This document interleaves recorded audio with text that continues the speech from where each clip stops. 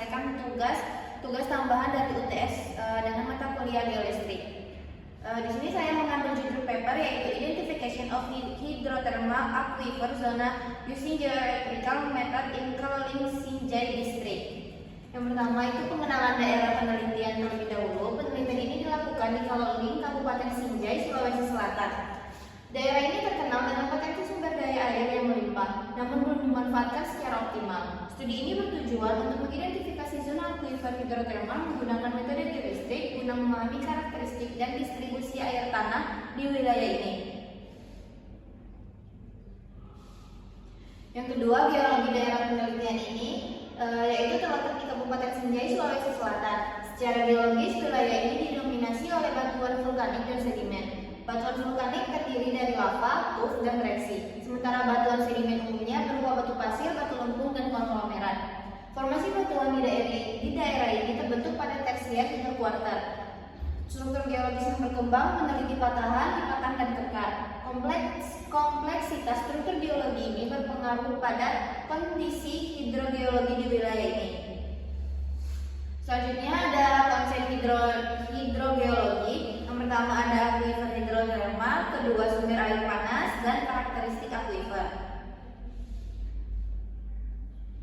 Di sini penjelasan tentang metode geolistrik adapun merupakan salah satu metode teknik geofisika yang digunakan untuk mengidentifikasi struktur dan karakteristik bawah permukaan dengan mengukur sifat kelistrikan batuan dan material tanah. Metode ini dapat digunakan untuk berbagai aplikasi, termasuk dalam eksplorasi sumber daya air, seperti mengidentifikasi zona aquifer hidrotermal dengan menganalisis distribusi resistivitas bawah permukaan. Keberadaan zona aquifer hidrotermal yang ditandai dengan nilai resistivitas daerah rendah dapat dideteksi. Selanjutnya ada aquifer hidrotermal. Yang pertama definisi itu adalah sistem air bawah tanah yang dipanaskan secara alami oleh sumber panas bumi di bawah permukaan. Selanjutnya ada potensi yang dimanfaatkan sebagai sumber air panas untuk pembangkit tenaga listrik. Yang kedua ada karakteristik yang memiliki suhu yang lebih tinggi dari suhu air panas normal. Dan yang terakhir ada identifikasi zona. Itu dapat dilakukan dengan menggunakan metode geolistrik untuk mengetahui karakteristik bawah permukaan. Selanjutnya ada desain akuisisi data geolistrik. Yang pertama penentuan konfigurasi elektroda, selanjutnya ada penentuan bentuk akuisisi, dan yang terakhir ada penentuan jarak elektroda. Pengolahan dan interpretasi data geolistrik. Yang pertama kita melakukan akuisisi data, pengolahan data, dan yang terakhir melakukan identifikasi. Ini ada hasil identifikasi zona aquifer hidrotermal. Yang pertama contoh penampang aquifer hidrotermal. Selanjutnya ada temperatur tinggi dan penyebaran vertikal dan horizontal. Selanjutnya pengaplikasian hasil penelitian itu yang pertama kita merencanakan sistem aquifer hidrotermal. Hasil identifikasi zona aquifer hidrotermal dapat diukur digunakan untuk merencanakan sistem pemanfaatan energi panas bumi secara efektif dan efisien di daerah Kaloling Sinjai ini.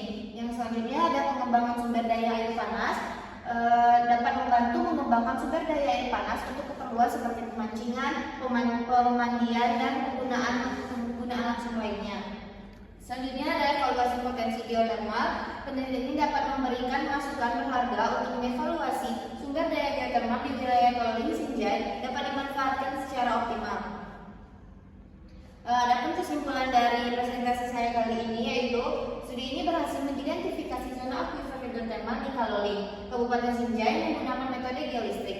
Hasil ini dapat dimanfaatkan untuk mengembangkan sumber daya air panas bumi di daerah tersebut. Selanjutnya disarankan untuk melakukan survei dan pengeboran uji untuk validasi dan eksplorasi lebih lanjut. Sekian presentasi PPT dari saya. Apabila ada kesalahan kata saya mohon maaf. Saya Edwin. Assalamualaikum warahmatullahi wabarakatuh. Waalaikumsalam warahmatullahi wabarakatuh.